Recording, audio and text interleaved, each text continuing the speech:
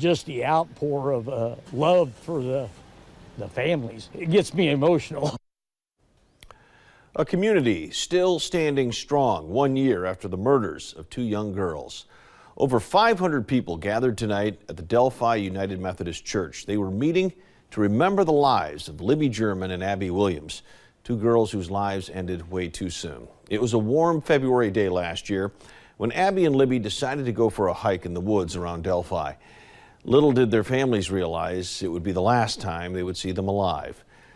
The two girls' bodies were found the next day, and for the past 12 months, over 30,000 tips have come pouring in from around the country, but the killer is still on the loose. Meantime, the small town has found an inexplicable strength despite the tragedy.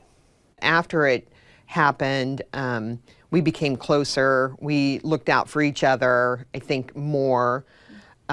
We cared about each other more. We cared about what was going on in our community. And tonight we're getting an update from police. They say they think about it every morning and every night. Investigators continue working nonstop to make an arrest. News Center 16's Jen Cardone heard from police about why they say this case is far from cold.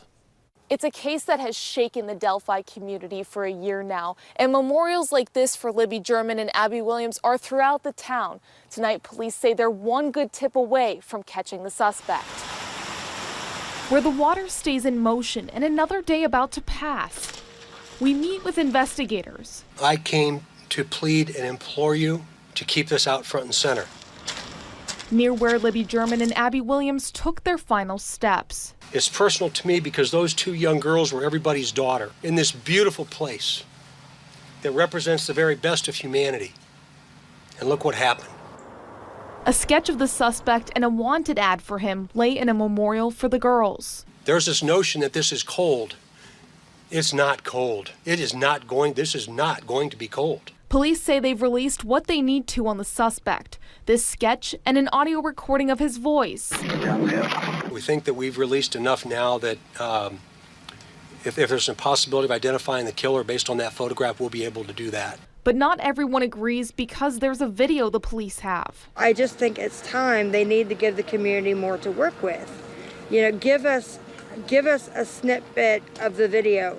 Let us see his stride, how he walks. Does he have an identifiable limp? Police unwavering in their commitment to the case. They say so far the people they've talked to are not involved with the murders. So our commitment is longstanding. It's real. It's as real today as it was 365 days ago, and it'll be as real tomorrow as it was today.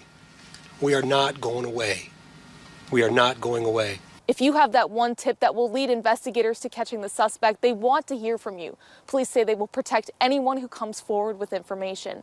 Reporting from Delphi, I'm Jen Cardone for News Center 16. Police say they measure progress in this case by tips and they need your help. And they say once the tips stop coming in, they'll start over again with the ones they do until they make an arrest.